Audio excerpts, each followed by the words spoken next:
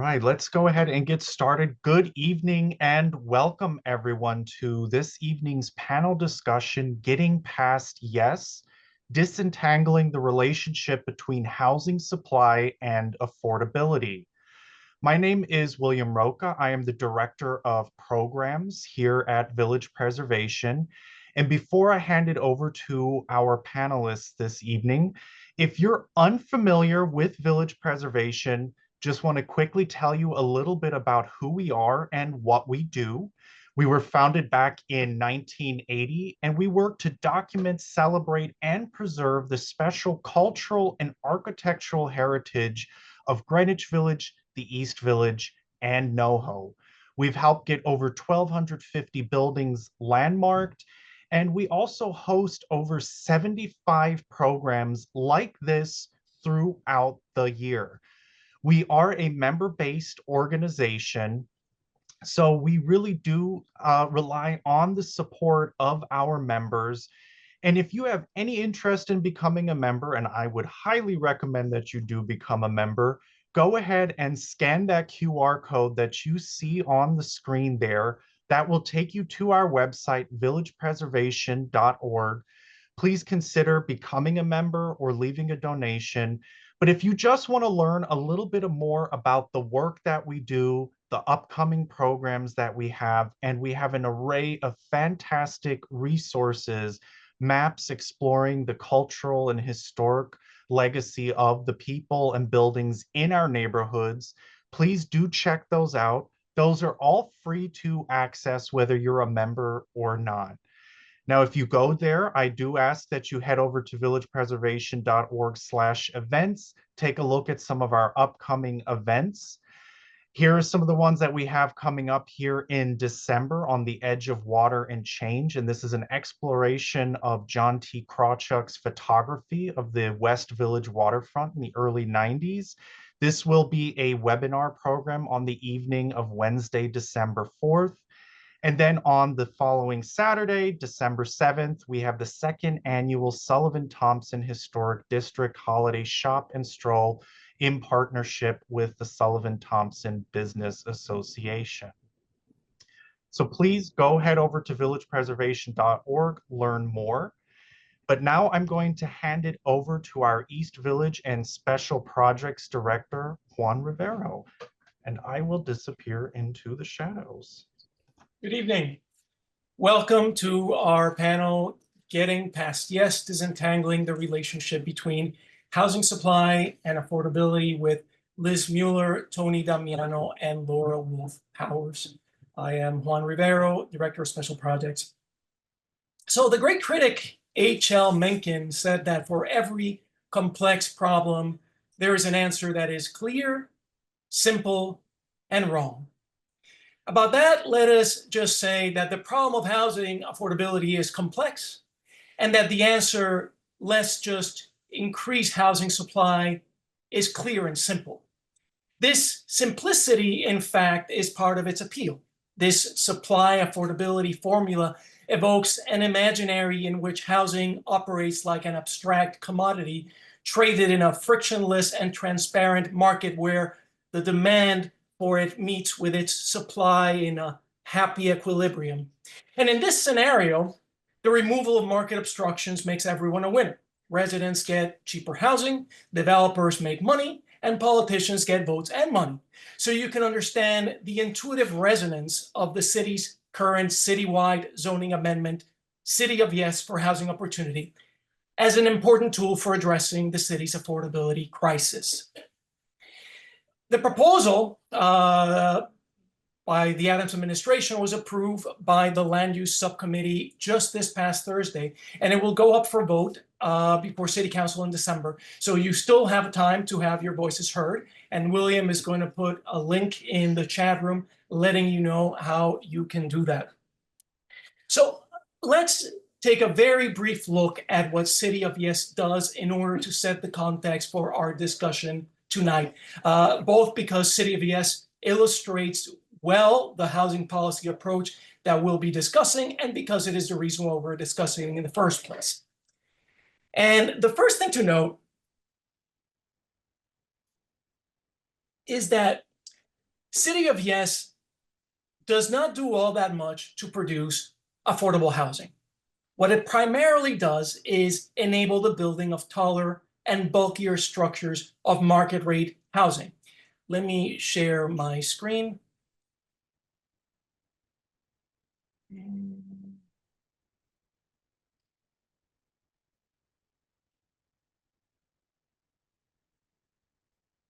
Okay, so let me give you a few of the highlights. First, it allows larger and taller, purely market rate development in contextual zones in the Manhattan core. It allows you to build the maximum allowable square footage in districts where before City of Yes, you could only do so if you included 20% affordable housing. It reduces open space requirements in campuses, which means essentially super block developments. Here's an example in Stuytown. Here's another one. And here's another one that's NYU. Yes, it does include a tool for the creation of affordable housing called Universal Affordability Preference, but it is optional. It offers a density bonus that can be obtained through other easier means, and it is only viable in conjunction with a tax program, 485X, that only applies to rentals. And so it can be circumvented in strong condo markets easily. So let's just call this what this is, which is an upzoning with few strings attached. It is about increasing the capacity to build market rate housing. Its proponents, however, insist on calling it an affordable housing plan because they believe that a boom in market rate construction will alleviate the affordability crisis. And this belief rests on three propositions. First, that there is a lack of affordable housing stems from a housing supply shortage, that an increase in housing supply will make housing more affordable to those in need, and that the relaxation of zoning controls provides an advisable means for stimulating an increase in housing constructions. I said all these are questionable, so let's start looking at the first one. It's hard to square this idea of housing shortage with the decline in population and the increase in housing stock that we've seen over the past several years, or with the record number of housing construction permits issued during that period. Second, those in need are not everyone from the pauper to the plutocrat, as the city implies when it says that we need housing at all levels. Those in need are low and very low-income households. And we can see that if we look at the distribution of rent burden, which refers to the percentage of income that a household pays towards housing. For the rental population in general, the median rent burden has gone down to an unremarkable 29.5, whereas for households earning less than $70,000 a year, the median rent burden is 55% of household income. And it is doubtful that new market rate housing would alleviate that burden in the short or the long term. Finally, the capacity of upzonings to stimulate new construction tends to be limited when there is enough pre-upzoning capacity to accommodate the appetite for new development, as there is in New York City, which has about 1.8 billion square feet of unused building capacity. There is also a lack of evidence that local development sparked by upzoning isn't merely a reallocation of development that would have happened elsewhere anyway at a citywide scale. So let's go stop the screen share here. So despite all this, city officials have claimed that there is unanimous agreement among housing scholars and advocates around this sort of mechanistic equation between upzonings, housing supply, and affordability. This, in a word, is false. And we've documented at length the numerous sources of disagreement, and William is going to put some of those articles in the chat. Nonetheless, proponents of City of Yes have also pointed to cities like Vancouver, Austin, and Minneapolis as cases that demonstrate the advisability of confronting the affordability problem with upzonings and increases in supply. So we actually already did an event that looked more closely at the case of Vancouver. And as it turns out, that is most certainly no poster child for this approach. Quite the contrary, actually.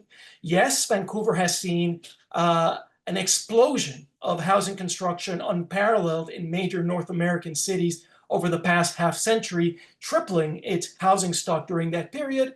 It is also has the highest housing prices in the third housing prices in the world relative to average incomes. So William is going to pop in the chat the link to that program in case you want to check it out.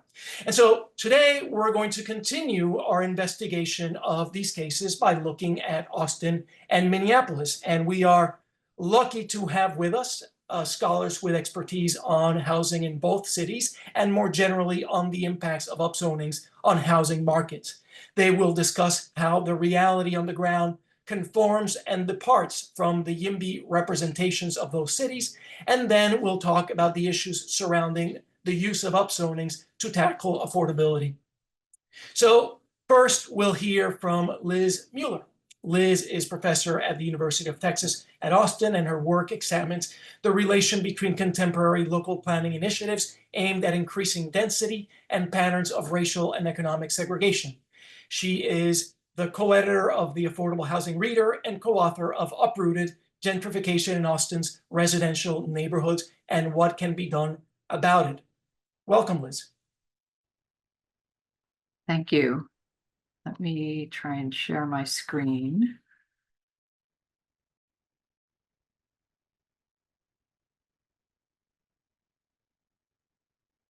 All right, can you see it? Yes, okay, good.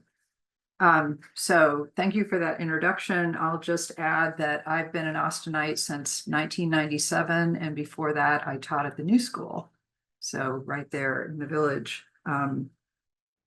So I'm going to give you briefly some context for interpreting the story coming out of Austin about housing supply, rents, and land use reform. So for you New Yorkers, that dot, the blue dot, is Austin in the middle of the big tomato soup that is Texas. That's Stevie Ray Vaughan. If you don't know who he is, you should Google him. And then that map is showing a lot of the central neighborhoods in Austin. And just for reference, you can see UT in the middle, and the Capitol is right below it, and then the Central Business District. So, and that's kind of the heart of the city in terms of employment.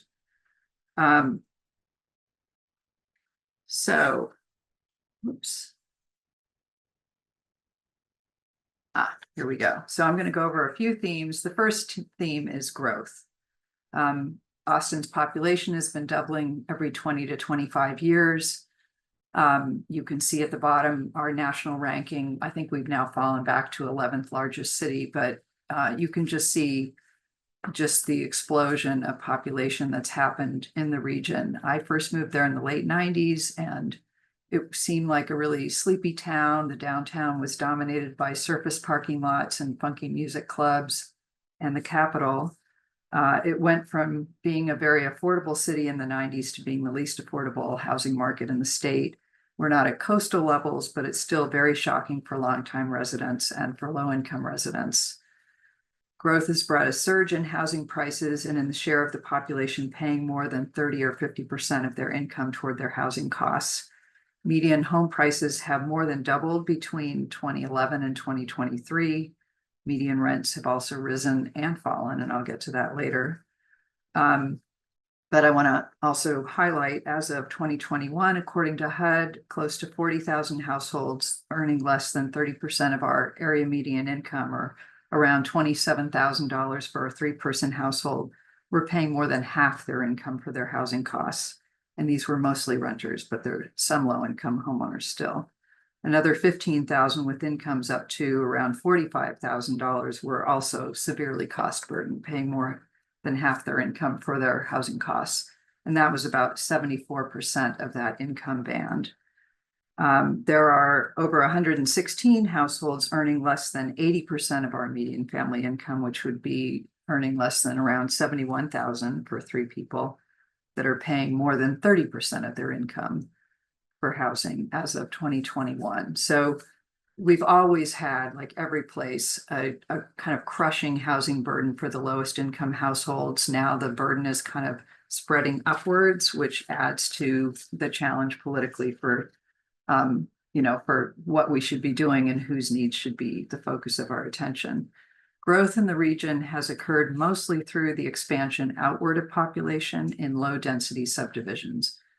As growth continues, the city accounts for a declining share of regional population. And because we have a not great transportation system, that places even more of a premium on central locations in the city.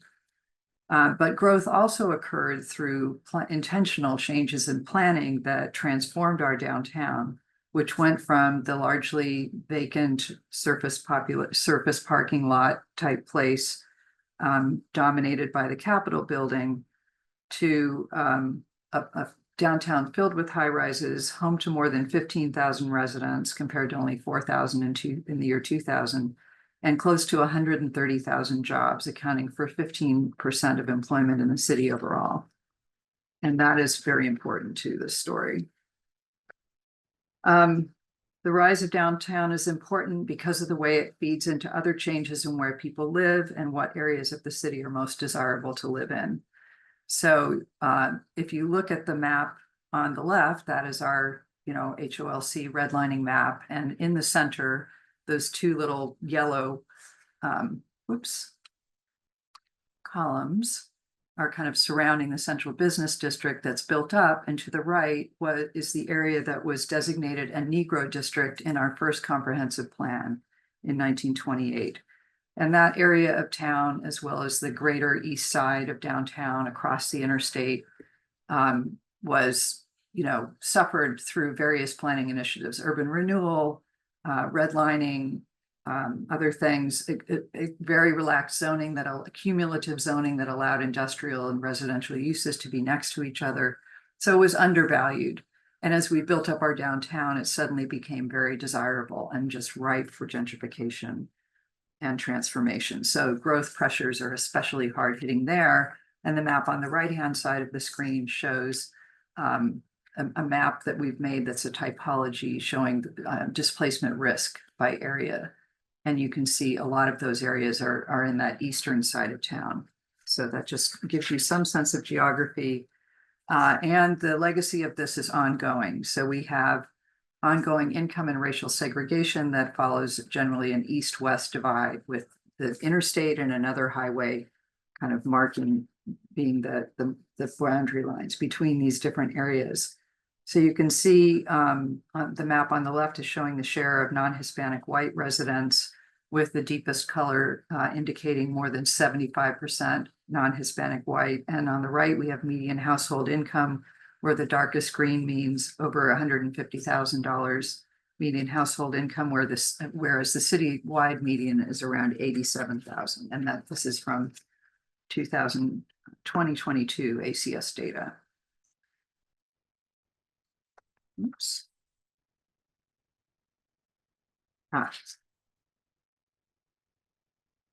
So in terms of planning, the map on the left is showing you our current zoning map, which shows that we do have most of the residential areas in the city are zoned for very low density development. We adopted a comprehensive plan in 2012 called Imagine Austin. It was the first plan to be adopted since 1979, and we had a failed attempt in between. The tagline for this plan was compact and connected, and that's been a theme of various non-binding efforts in the region to create a new approach to planning that would enable us to have a more successful transit system. The share of housing units in the city in single-family homes is close to 50% as of 2022, and the share in multifamily buildings is around 42%. We don't have that much in between. So following the adoption of this plan, we then set about updating our city's land development code. And contrary to everything you're hearing about how Texas is the Wild West and we don't have any regulations, if you listen to developers in Austin, you would think that we are like in a Soviet state. We do have a dysfunctional land development code because there's many layers to it. It's confusing. Because we haven't updated our plan in so long, we have many overlays and competing districts and things that make it hard to figure out. So we set about trying to revise it to be in line with this new plan. And after 8 years, this effort imploded.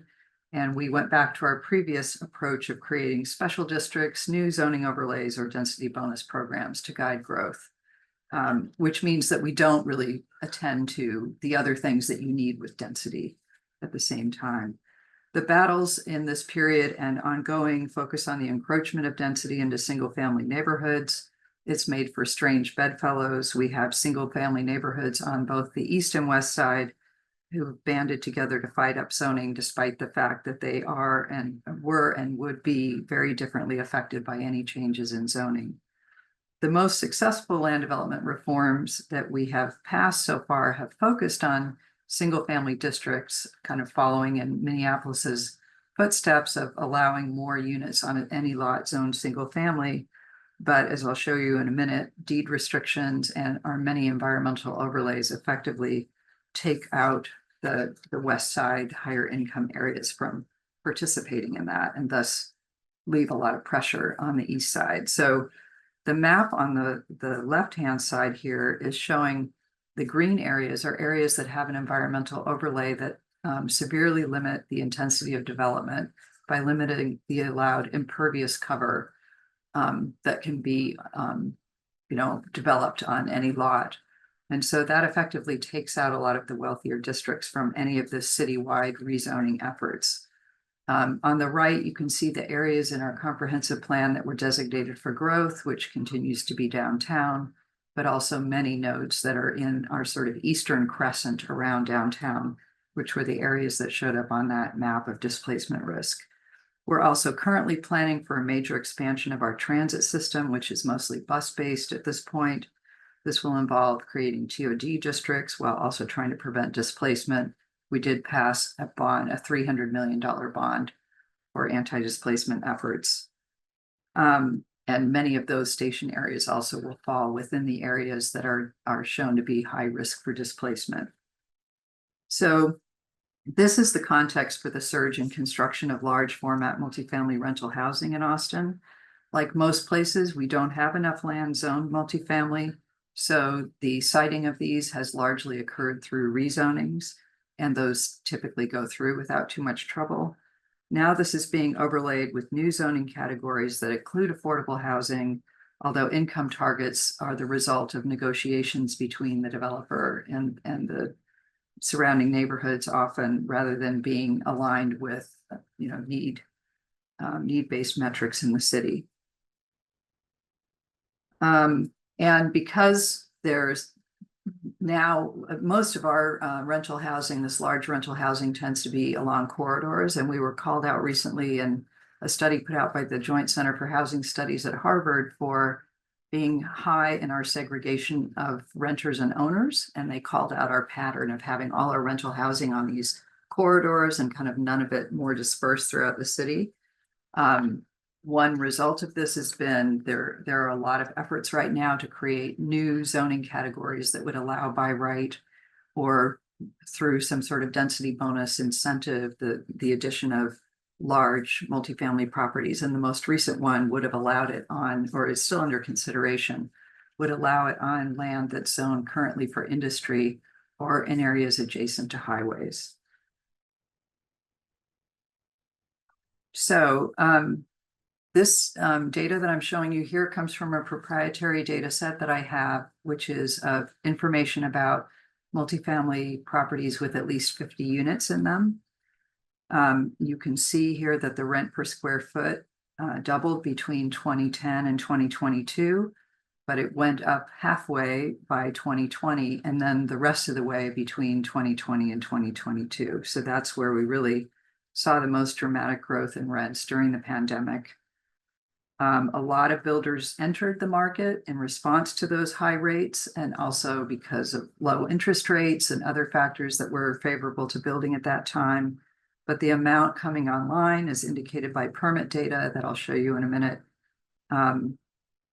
was a lot, and that did lead to this decline in rents, but that's led to a pulling back of production. So vacancy rates have risen. And investors are not likely to continue to put those units out there because they don't want rents to fall any further. Many of the properties are offering concessions now rather than decreased rents. So if you look at this chart, this is from the city of Austin. It's showing the square footage being added each year according to city permit data, showing it by type of residential. And so you can see that there's a great surge in the multifamily, the orange part, and it hits its peak in 2022, but then it falls off sharply after that. And that is, again, a response to the fact that there was overbuilding, there was too much of it, and the investors and developers don't want those falling rents. So they're likely to, this happens, we go through these phases of building and then falling back and building and falling back in response to rents. So I think we're unlikely to see the same level of building until all of what's out there has been absorbed. So we're building a lot of this Class A, the high-end, so-called luxury rental housing. We're losing a lot of the low end, which is I hate this phrase, but naturally occurring affordable housing where most low-income renters live, especially in Austin, where we have a much smaller supply of subsidized units than New York does. So, you can see here our current stock of these large units in Travis County, and most of them are Class A. That's where the surge is. So, it may be a little bit hard to parse this, but I looked at this data to see how the rent per square foot changed in Class A, B, and C properties, starting the final quarter before COVID up to the most recent data, which is third quarter 2024. If you start from that initial starting point, Class A rents are up 5%, Class B rents are up 20%, and Class C rents are up 13%. If you look instead at the peak, which occurred in the second quarter of 2022, the peak rent to now, then you see a decline. Class A rents are down 16, Class B 11, and Class C 12. So, the focus in all the media is about this most recent period and the fact there's been this decline. But if you look kind of more broadly, we're just going back down. We're not getting all the way back down to where we were pre-pandemic. And I don't think we're likely to get back up to those, to the level of production that we had before. Then just a quick experiment I did, inspired by Tony's paper, but using a much cruder methodology. I decided to look at the submarkets within the city that had added the most units and see what had happened within those areas. So this is one in the northwest part of town. There were 3 areas that had added a lot. This area added over 7,000 units since 2019, most of it built in 2020 and likely came online in 2021. If you look at from the peak rents till now, Class A rents declined 22%, Class C declined 15%.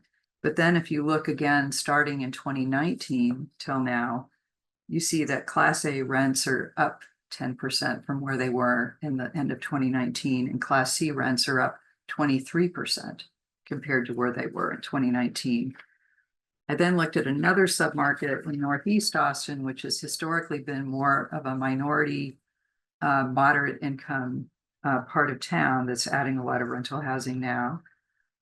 And a similar pattern was taking place. So if you look at from pre-pandemic to now, Class A rents are up 8%, Class B up 11, Class C up 17.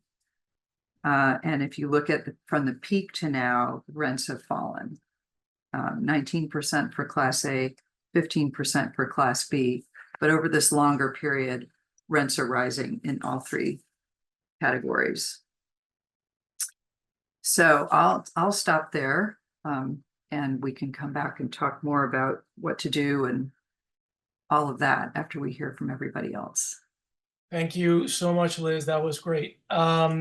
Next up, we have Tony Damiano, who's a research associate at the Center for Urban and Regional Affairs at the University of Minnesota. His work applies a quantitative and spatial methodology to the study of housing and neighborhood change.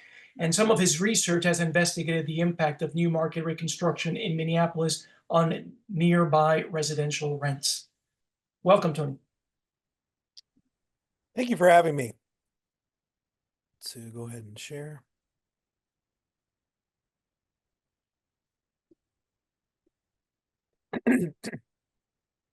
Everyone see this all right?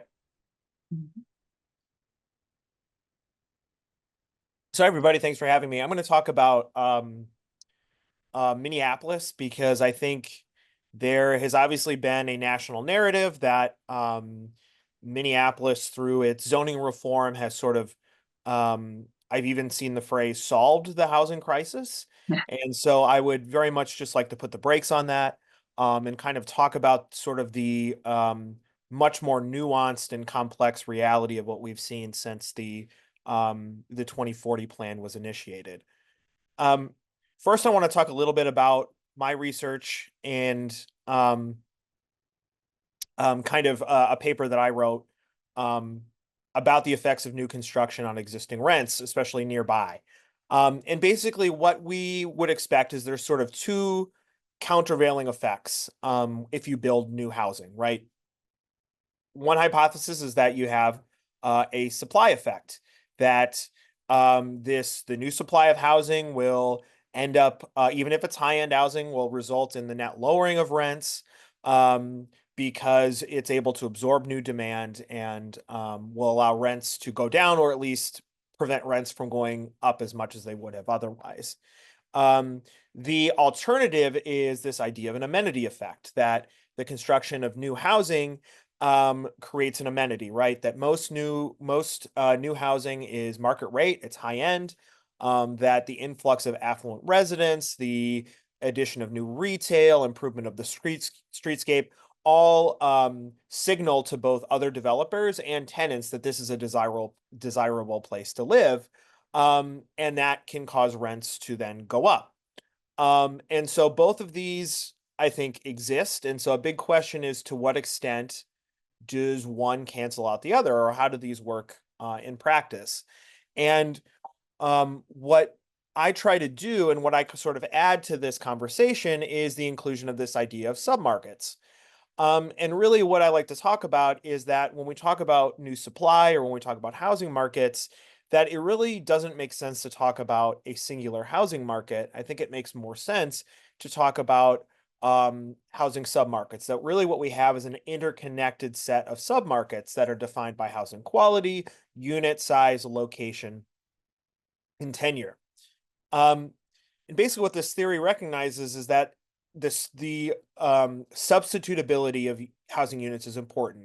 And what that means is that housing units are not widgets, right? They're very different and individualized, and come with a lot of different and vary quite a bit. So for example, a 3-bedroom ranch house located in the suburbs is not a very good substitute for a studio apartment located in an urban central city neighborhood, right? That even though those are housing units, they both have very different characteristics as units themselves, but also very different neighborhoods and neighborhood amenities and contexts.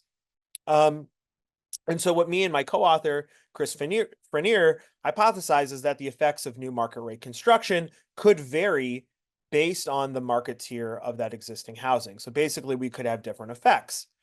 And again, we care about this because this existing lower tier housing is more likely to be occupied by lower income households.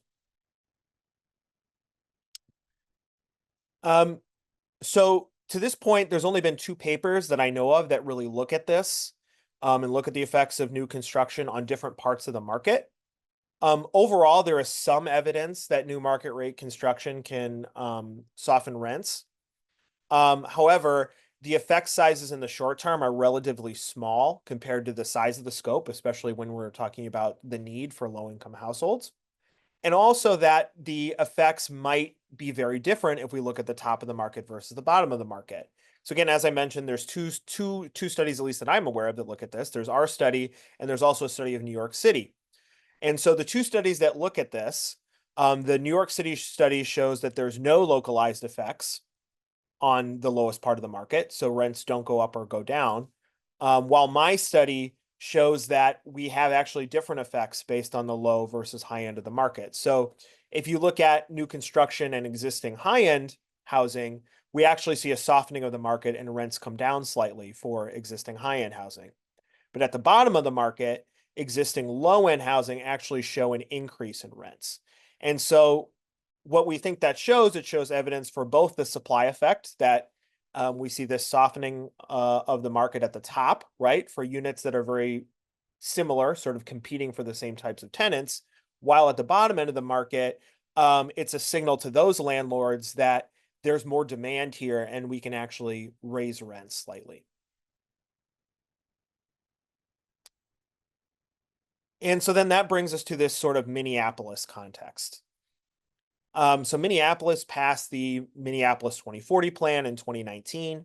It eliminated single-family zoning and it allowed at least triplexes throughout the city. And it increased zone capacity around transit and around major roads. It removed parking minimums and other regulations. What evidence is shown from this is that we really didn't see that big of an increase as far as duplexes or triplexes. Or smaller development. There has been some increase in new construction along major corridors. And the idea is that this was largely due to the removal of parking minimums, that it did allow construction in places that it wasn't before. So I think there is evidence that it allowed more construction in different parts of the city, but it's also not clear. The Federal Reserve Bank of Minneapolis has an ongoing study that they're doing where they do use what's called a synthetic control, where they basically take Minneapolis and they take a combination of cities that look like Minneapolis and they say, is Minneapolis producing more housing than these other places, right, that didn't upzone? And what they find is in the aggregate, at least to this point, again, I should say that like things can change. But at this point, they haven't found any evidence that Minneapolis has produced more units or that there's been a broad effect on the market due to these changes. And so I say that compared to, I want to compare that to the national narrative. While I think more rigorous analysis has been more, I think, nuanced and subtle about the changes, we've seen some national stories saying that Minneapolis offers a blueprint for housing affordability, that this is somehow proof of that reducing zoning barriers will solve the housing crisis, and that Minneapolis, in addition, saw this massive rental decline in rents since the pandemic. So I want to put that. I want to show you what the national narrative is, and I want to take a step back and see what is there evidence? Is there really evidence for that or not? As you might imagine, the reality is much more complicated. There is some evidence that the rental market softened at the top, but we see a much different scenario when we look at the whole market, and I want to talk about that. So a lot of the data that you see that talks about Minneapolis uses what's called rental listing data. So this is data that comes from Apartment List or Zillow or Zumper, or there's a lot of different websites. And when they get quoted, they'll say, well, the rent went down. Well, those sites, are not looking at rents for the entire market. What these websites show are advertised rents for vacant units in professionally managed buildings that post them online, right? And so that's a very different universe from looking at all housing. When we know that, and many of these sites will acknowledge that their listings are tilted towards higher end housing, right? Higher end housing is much more likely to be listed on these websites rather than through word of mouth or through the newspaper or other informal means, right? And so all of that is left out of the rental listing data. And I think that's a very big missing piece because what I'm going to show and what I have on this page is looking at the census data from the American Community Survey, which samples all tenants, right? And so we're able to get a broader picture of the entire market. And so when you look at census data during the same time period as this piece, from the Financial Times, what we see is a much more complicated story. We do, if you start at the far right, you can see the change in rent between 2017 and 2022. And there is some evidence of the market of rents softening for the highest income tenants in the top quartile. But as we move down the income scale, we see very different effects. We see a slight softening of rents for the third quartile, but once we get below the median, so these are lower income households, we see that rents actually went up. And I want to point out here that at the same time that rents went up, incomes were also going down for lower income households at the same time. And so again, I think this is important, and how we actually from a housing affordability standpoint, we're in a net worse place now than we were 10 years ago in Minneapolis. Now, that doesn't mean I think the 2040 plan is responsible for this, or that I disagree with the reforms. I think the reforms were generally good. Again, reversing longtime patterns of racist single-family zoning in Minneapolis, and I think have the potential to provide more density, improve sustainability, et cetera. But that's a very different story than saying that all of a sudden low income people are now in great shape in Minneapolis, which is not true. To back that up, the Eviction Lab has shown that evictions are actually way up in Minneapolis since COVID. As I mentioned, the housing cost burden for renters is worse than it was before the Great Recession. And on top of that, since 2019, the population of Minneapolis has shrunk or remained stagnant, is roughly the same as it was. And so going back to that Financial Times piece, you can see on the left, I show population change between 2017 and 2022 of all the same cities that they use in the Financial Times article. And what you see is every single city on this chart had a much higher share of population growth compared to Minneapolis, which again, I think is illustrative, because it clearly shows that the softening of rents is not just due to new supply, that it's also due to lower demand, right? That Minneapolis has also had, again, population that has declined since 2019 due to a variety of reasons. The pandemic, possibly the urban uprisings after the George Floyd murder may also have softened the population growth. But regardless of the cause, right, that we really have a much more complex phenomenon happening here than a just so story of Minneapolis builds a lot of housing and rent goes down for everyone. So I want to point out again that, I don't think necessarily that the 2040 plan was bad in any way, shape, or form, but I also don't think it is really either the panacea or the incredible success story that I think the national media wants to paint it as. And we still have much more work to do in the Twin Cities before we can say we've really, quote unquote, solved the housing crisis. So thank you all very much. Well, I'm rooting for you, Tony. Thank you very much. And last but not least, Laura Wolf-Powers is professor of urban policy and planning at City University of New York, Hunter College, and a member of the faculty of the Earth and Environmental Sciences at the CUNY Graduate Center. Her research explores the challenges of planning for community development under conditions of structural social inequality, and she is the author of University City: History, Race, and Community in the Era of the Innovation District. Her current research focuses on the political economy of land valuation and property taxation. Welcome, Laura. Thanks, Juan. Thanks for inviting me. And thanks to Liz and Tony for providing some really interesting perspectives from places that are very much not like New York in a lot of ways. I'm going to share my screen. Let's see. I think this will work. Is this visible to people? Okay. So my role on this panel obviously is to kind of bring us back to Village Preservation's hometown, and probably the hometown of many people on this call. And Juan did a good job at the beginning, I thought, of summarizing sort of the logic of the supply side approach that New York City is taking. And so I'm going to pick up from there and start by talking a little bit about some of the statistics underlying the very valid argument that we have a housing crisis and that far too many New Yorkers are rent burdened, and very in very precarious housing situations. Where does the bulk of the rent burden fall?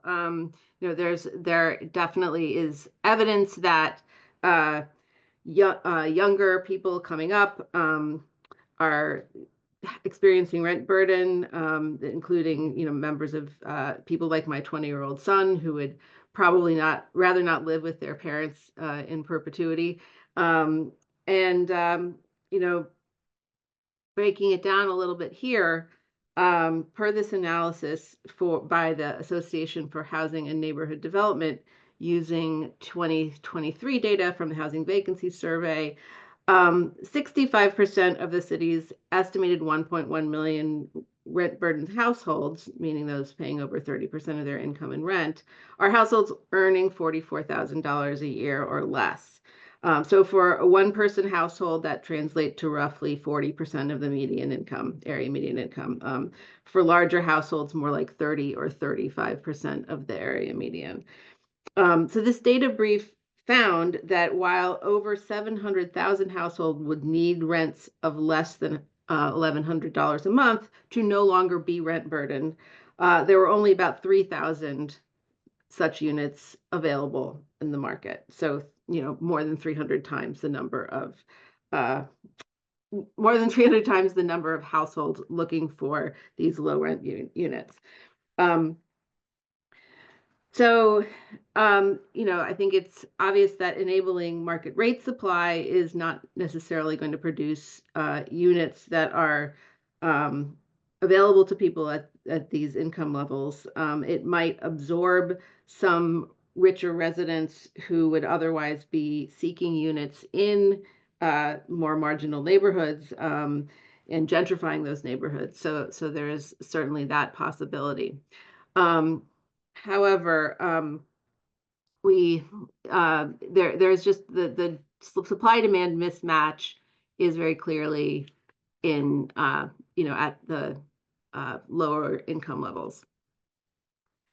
I just want to give you a couple of examples. So somebody who's earning about 40% of the AMI can afford to pay about $1,000 a month for a studio without being rent burdened.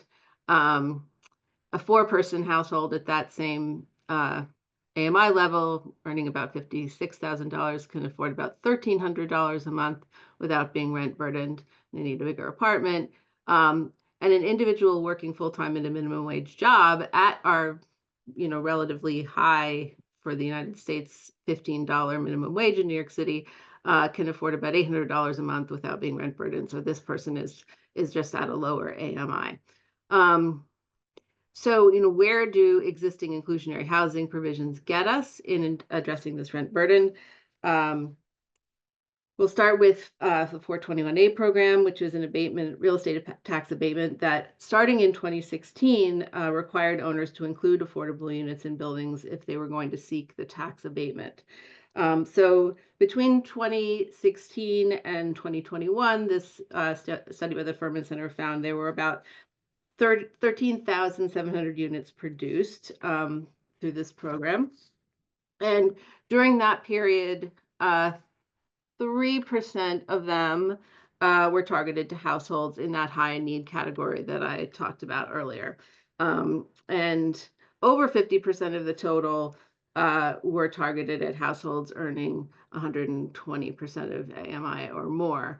So just to give you a sense of what that is, that's $130,000 plus for somebody who's living alone, and more like $190,000 for a four-person household. So, just to give you a sort of a sense that, where these units were falling in terms of who could afford them who who was able to access them.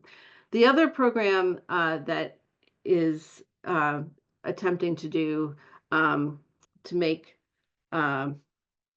private housing more affordable is mandatory inclusionary housing. It was started by the de Blasio administration and applies to any area that is being upzoned. Understanding the different options under this program is kind of a mind-numbing experience, but the thing to know is that developers have to dedicate, for the most part, 25 to 30% of their floor area to permanently affordable units. And in terms of how affordable the units are that get built in the program, there are definitely many units that are available to households like the one on the slide I showed before, because this is an average. So, if you're taking option one, you might be providing some units at 100% area median income and then others at 40%. But there are also a lot of units at 120% and 130% of AMI, where the demand for affordable housing is much smaller, and therefore the most intense competition, the lowest odds of success, is for people whose eligibility is for the lower end units under MIH. So MIH is helping, but it's not doing enough, I would argue, and a lot of advocates are saying that it needs to be revisited. And sort of in relationship to that, well, I'll first just sum up this part of the presentation by saying that an op-ed that I published in August sort of suggested that in addition to looking at the zoning code, which is, again, sort of similarly to Tony's relationship to the 2040 plan, I don't have a lot of objection to creating the option for building more housing. But I think that in addition to that, we need to think a lot harder about demand side rental subsidies and more publicly financed supply, and also, as I just mentioned earlier, inclusionary zoning standards that are more ambitious than what we have in place. And that actually is part of the sort of negotiated deal that the New York City Council, with the help of the Speaker Adrienne Adams and the Housing Chair Pirina Sanchez, managed to strike when they approved the City of Yes program. I guess it got through the housing subcommittee, and it still has to go to the council for a vote. But it looks like people reached a mutually satisfying compromise, and one thing that's going to include is more capital for building subsidized units, as well as a little bit more money to subsidize people's rents who are not able to afford housing on the market. But I also wanted to, in this presentation, introduce the issue of land affordability as a component of housing affordability, because I think it's very important to remember that when you're looking at housing, looking at places where people live, you're not only looking at a structure, you're also looking at a location. So I've discovered in the last few months a body of empirical work that decomposes property value into land and structure values, and concludes that rising land values have contributed to the trajectory of housing prices, the rising housing prices, to a much greater degree than rising construction costs or replacement costs.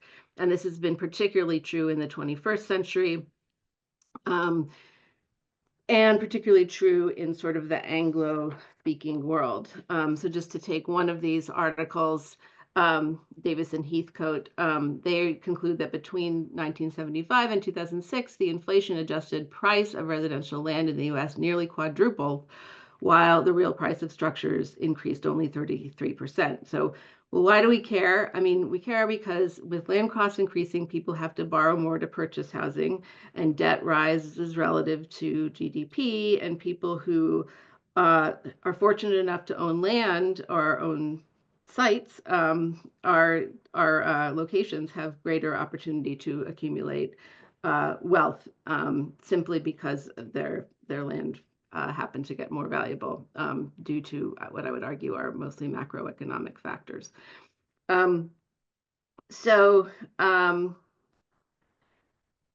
One way of decreasing housing costs, as we know from the sort of city of yes logic, is that we can build more intensively on existing land, increasing supply.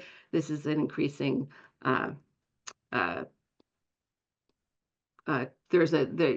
people in the academic community are increasingly focused on this, and I think with reason.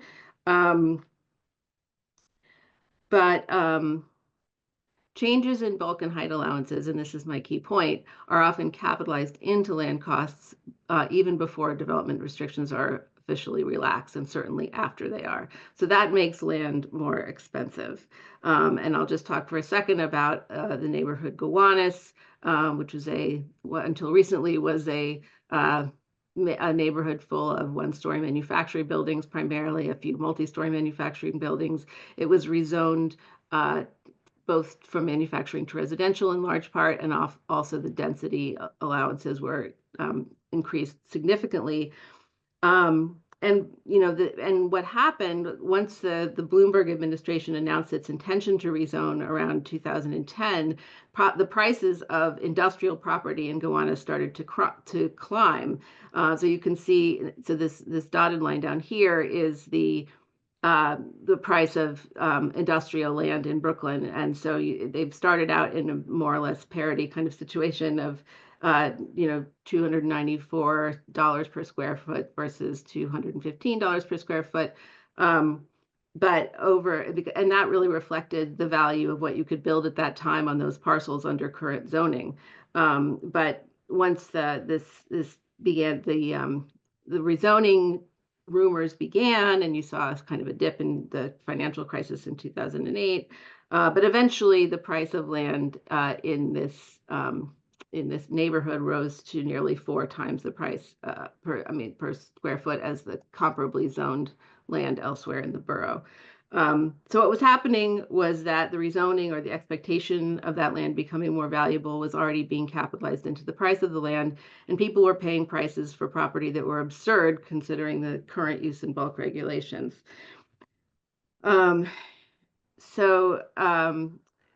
Similarly, tax policy can get capitalized into land prices, as shown in this analysis by the New York City Independent Budget Office, comparing condominiums that had and had not received a valuable tax abatement from New York City. Property tax exemptions are supposed to lower the cost of ownership, and this report suggests that the average Manhattan condo buyer paid 53% of the tax benefit to the seller up front. So there were really the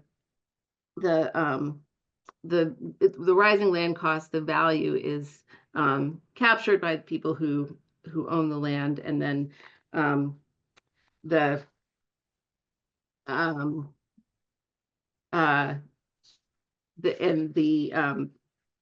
benefits of greater affordability are to some extent not realized. One question that I would have is about, now that it seems like City of Yes is going to go through, are all those sites suddenly going to become more expensive now that it's possible to develop more on them, or does that is that value getting swallowed up by people in a position to sell those sites? High land costs are kind of at the core of protests by developers that they can't possibly build more moderate cost or low cost housing because it won't enable them to meet the expectations of their investors. These projects don't pencil out. But if they hadn't had to pay so much for land, so much for sites, there might have been a greater range of motion that in terms of what they were able to build and still realize a decent rate of return. So, my final point here is that policy isn't powerless to bring land costs down. And I argue that if it was able to bring land costs down, it could help curb the escalation of rents and sales prices that we are seeing.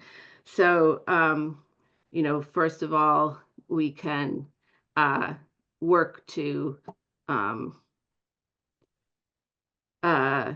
if there's subsidy involved, we can use deed restrictions to limit appreciation, which will keep the site component of the value down and ensure that housing is treated as a consumption good rather than as an asset. We can, in situations where government is about to rezone or about to engage in major infrastructure or amenity improvement, capture a greater percentage of the site value uplift that's created by those investments and changes. There's actually a fairly good precedent for that in Vancouver. Also in the country of Colombia, there's something called a betterment levy, which really kind of just enables the state to realize the benefit, the financial value of the changes that it's making, as opposed to letting it get capitalized into land. And finally, establishing inclusionary housing requirements that are more ambitious, so that developers do not overpay for land, and then they have the flexibility maybe to offer more units that are targeted to those who are most rent burdened, and where the demand is greatest. So thank you, and I look forward to the question and answer. Thank you so much, Laura, and thanks everyone for your fascinating presentations. If anyone has questions, I see a couple of them in already, but just put them in the Q&A little icon there at the bottom. So I was going to ask Tony and Liz why we, where this idea that these cities are poster children for the proposition of supply leading to affordability. But I think that you've answered this, pretty conclusively. And what I took out from both of your presentation is that the relationship between these factors is far more contingent, and both of you painted such a complex picture that I don't know how I would even begin to answer the question that I'm about to ask you, which has to do with how we draw lessons in New York from your experience in your respective cities. Just to summarize how I understood both of your cases. In the case of Austin, we see that there was a huge increase in supply, but that the impact on prices has either been positive or negative, depending on when you start counting. And if you look at the trend overall, it has actually coincided with an increase in prices. On top of that, there is, to add to the complexity, strategic behavior on the part of developers. You have the warehousing element that is something that we see over here. So rather than let supply work its magic and lower the prices, they'd rather hold on to the property, leave it vacant, and just wait for the market to rise. And then lastly, the other part that I got is that where there has been the supply has been in the poorer neighborhoods, where there have seen actually gentrification, which is the opposite of the effect that that is predicted by an increase in supply by proponents of this approach, or at the very least, fears of gentrification. And in the case of Tony, it's even more extreme. We get that there was an upzoning, but there actually did not lead, under the analysis with the synthetic comparison, did not lead to any new construction. If there has been a decrease in prices, it has been fragmented by submarkets, and that the difference between the supply effect and the amenity effect is going to vary depending on where you look. And then on top of that, to the extent that there has been a decline, it may be attributed to a lack of demand and not to anything having to do with supply. So that's summarizing for everyone my big takeaways from the cases. So I'll pose the question to you now, just to put this in perspective, or to bring to relief the difference between the places that we're talking about. New York, as we know, is a renter town. So this is right there a big difference. We're 70% more or less renters. About half of our units, 45 of our units, are all rent regulated. So that brings a different layer of concern, because the possibility of displacement through the demolition or the buying out of these units is something that may be less present in your respective markets. And also we have about 10% of single family homes. So that that point of contention that I'm sure is present in a lot of the neighborhoods based on your presentations is less present here, although we have heard it in the City of Yes testimony. So just open to the question, what can we learn from from the experience there in New York? What are the big lessons? You're both muted. Okay, I'll go. I'll go first. I mean, I think, again, I would say when we talk about upzonings or rezonings in general, I would say that a lot of the effects, if they do occur, may take a long time to happen and are going to be very contextual. I wanted to comment on something Laura said too about the capitalization that of land prices going up, and there is a study from the Journal of the American Planning Association that does say that we did see land values rise in Minneapolis as a result of the 2040 plan. And so that is something I think we need to think about as well, that affects renters and homeowners. But I think that there are a lot of good reasons to take a look at the zoning code. There's a lot of racist and classist history to how it was created in many places. And I think that there are potential benefits for doing it, to making changes. But I would just, again, put on the brakes before anyone gets the idea that this is going to solve everything, or that this is going to make a huge dent, especially for the lowest income households, which, again, as the other speakers have pointed out, require very different interventions if we want to really make housing affordable for lower income people. And so I think on the one hand, I don't think there's been, again, I can only speak for Minneapolis, that there hasn't been, I think, massive negative things haven't happened. But also, again, I think we also have not seen, I think the benefits promised have not happened to the level that I think some national commentators would like to believe either. And so, again, I think I would, if I were in New York, I would say to definitely hold policymakers' feet to the fire. And what are you going to do for low income people now, right? What are you going to do to prevent displacement? What are you going to do to keep people in their homes now? Thanks, Tony. Liz, did you have anything to add to that? Yeah, not a whole bunch, but yeah, I think the main thing, I guess, to say about Austin is I think market conditions are way more important than these regulatory changes. There's tremendous pressure right now to make a lot of regulatory changes. And I think now in some of that data I showed you, there is this kind of pulling back right now.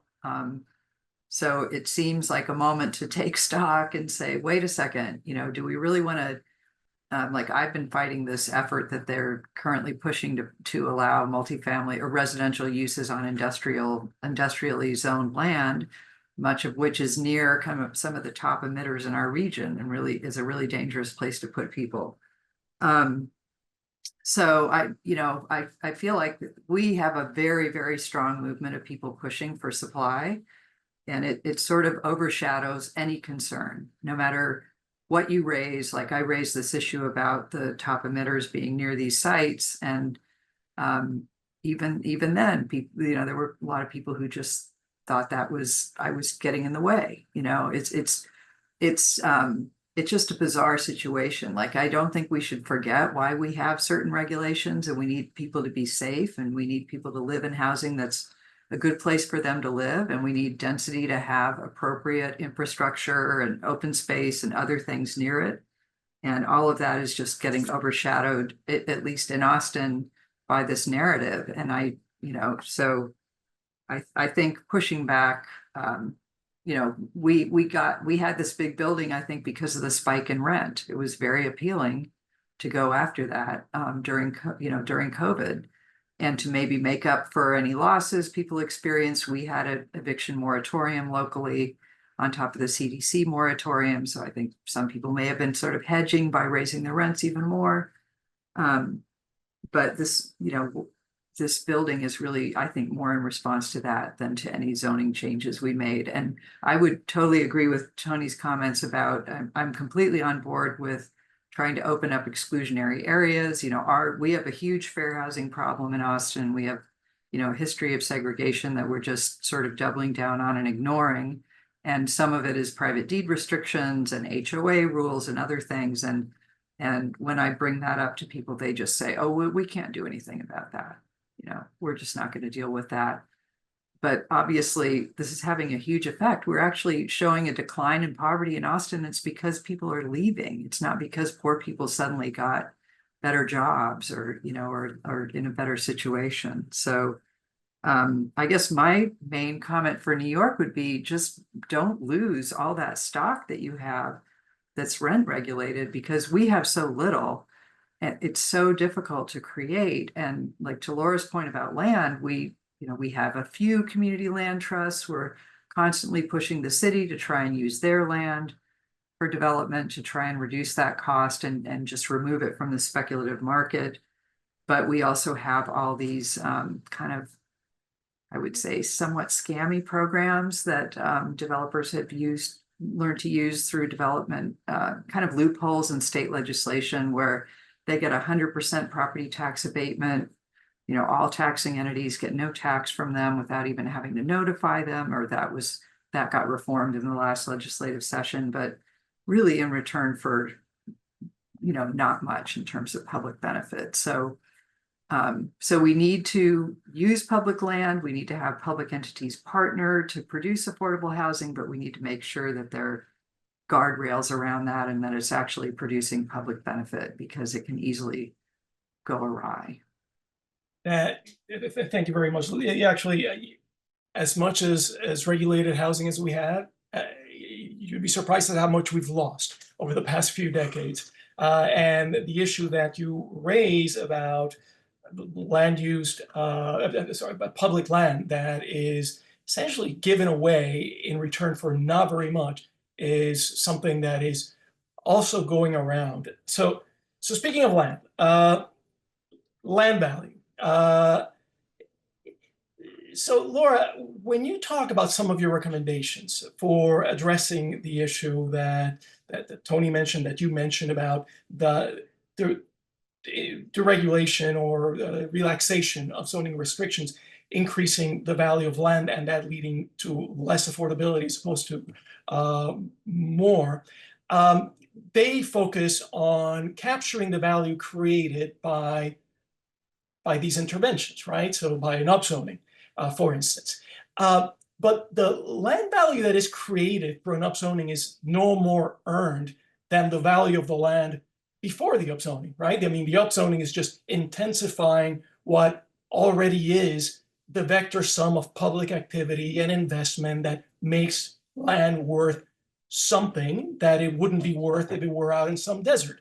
So why distinguish between post-upzoning and pre-upzoning when we talk about land value capture? Is it just a matter of political pragmatism, that we must treat existing land value as sacrosanct because it has become too much people's habit of thought, to use Henry George's formulation, to regard land as a risk-free, ever-growing investment vehicle rather than just a home? Yeah, that's a very good question, Juan. And I mean, you brought Henry George into the conversation, so I will say that his solution was simply to tax land value at a very high rate, essentially bringing the cost of land down to nearly zero. And he was a bit confused because he both thought that would enable people or ordinary people who didn't start life with a lot of wealth, to acquire land and be productive on that land, whether as farmers or as shopkeepers or as business owners. He thought that, and then he also thought that that the tax would raise enough revenue that that all these wonderful things could happen with it, that there could be universal public higher education and universal basic income and so on and so on. And but the thing is that those, if you have an intervention that it decreases the cost of land, that's good from the perspective of somebody who doesn't have that much money, who wants to purchase land or housing. It's not great from a revenue generating perspective. So I think that it does sort of pose an existential threat to municipalities whose public goods are funded primarily through property taxation. I do think that there are a number of cities that have who tax land at a higher rate than, they use the higher assessment rate or a higher mill rate to tax land. And primarily what that does is just incentivize people who have land fallow and are leaving it vacant in hopes of a windfall to develop it more. And that's not something that we have a lot. I mean, that's, and in fact, the mayor of Detroit recently proposed a land value tax with the idea that vacant lots in that city could be, were being kind of held out for speculation. And if they were heavily taxed, that might, that it would incentivize development. In New York, we don't really have that as much of a problem with sort of vacant land or lack of productive development. I just think that you have land costs that rise every time a property is traded, and I think upzonings and infrastructure investments contribute to, and probably inadvertently, to rising land costs, and then rising land costs contributes to rising housing costs. One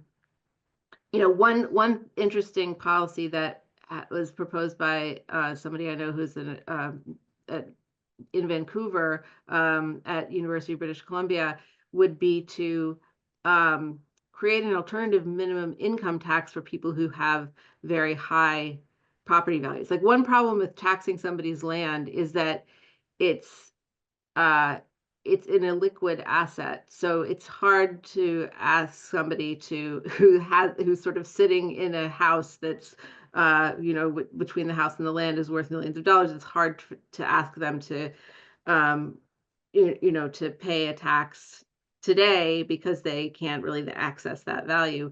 So a workaround that's been proposed by these economists at UBC is to have people who own very expensive houses also tend to be very high income and not pay as much of their income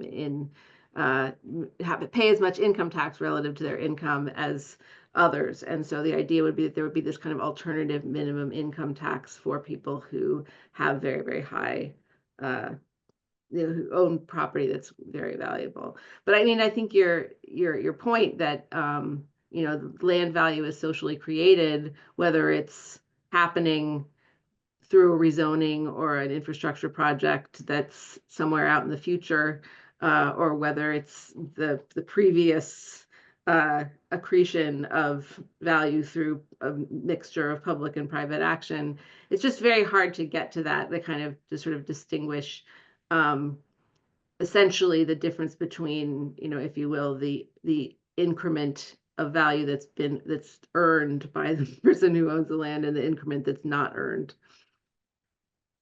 Right. I don't know if that's well, I mean, yeah, that's any further in the ultimately, conversation, but yeah, ultimately, I think it's a political. It's not an easy thing to sell, to tell people we're going to tax away the value of your property if there has been an expectation of this operating, stably and growing at an exponential rate, even if it would put the brakes on speculation in a hurry. Another question on that for everyone, just addressing the point that Laura just just mentioned, and I'm going to try to summarize. So the intensification of land use, upzoning, it boosts municipal coffers, right? Land value goes up, and property tax revenues go up, and so does the need of for affordable housing because the land value goes up, and so presumably so does the budgetary strain that greater need for affordable housing creates. So I'm not going to ask you to figure out how all that shakes out, but I'm wondering what is the best way to think about this tension between what's good for the coffers and what's good for affordability, because it seems to be at loggerheads, if that's the right expression.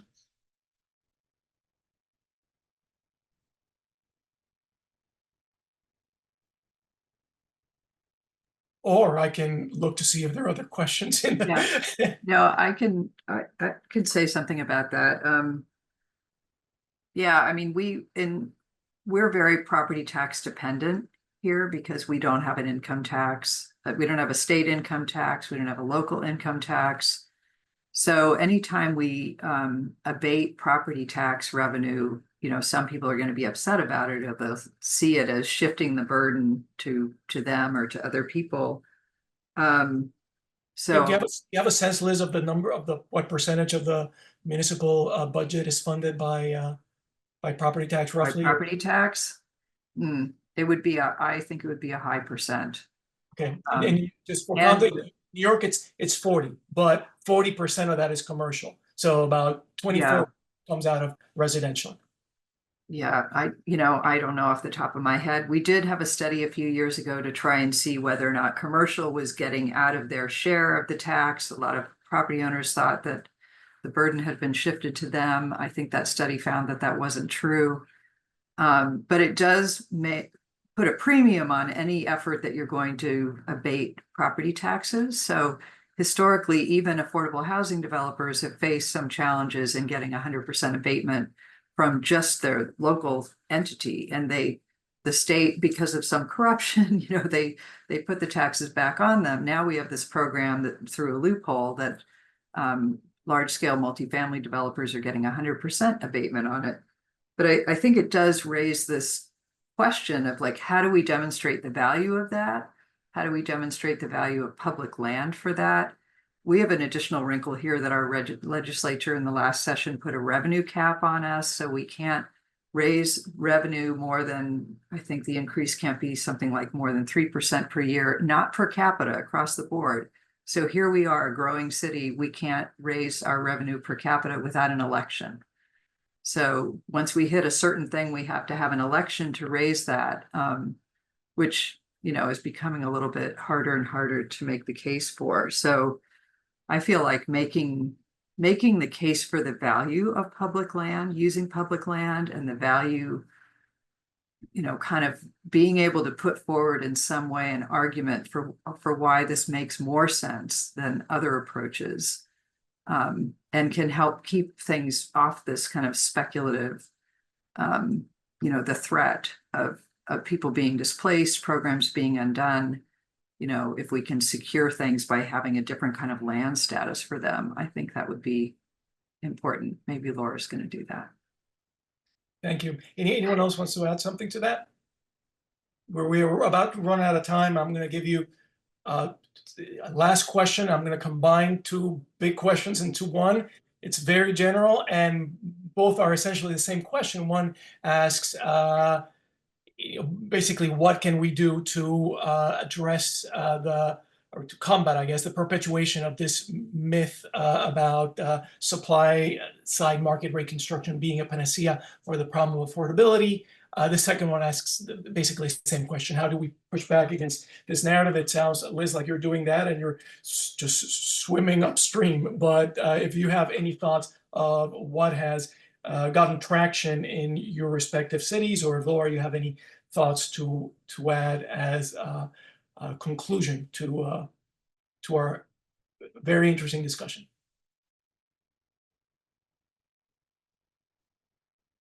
Well, I do think that the argument is powerful, and it's kind of taken on a life of its own. And So, I mean, I think rather than trying to sort of use technical arguments to refute it, I think it's probably more effective to start to do kind of a yes and, of course, sure, we need to add supply, but we also need to do things to promote the affordability of land, so that, even as we take measures to increase supply, we can be doing these other things that makes land more affordable, that offers the kinds of programs that are really going to reach the people at that 40% of median income level, those people earning less than $44,000 a year that represent 65% of the rent burden, so that really a kind of yes. I think that's kind of what the city council did last week when they negotiated that deal.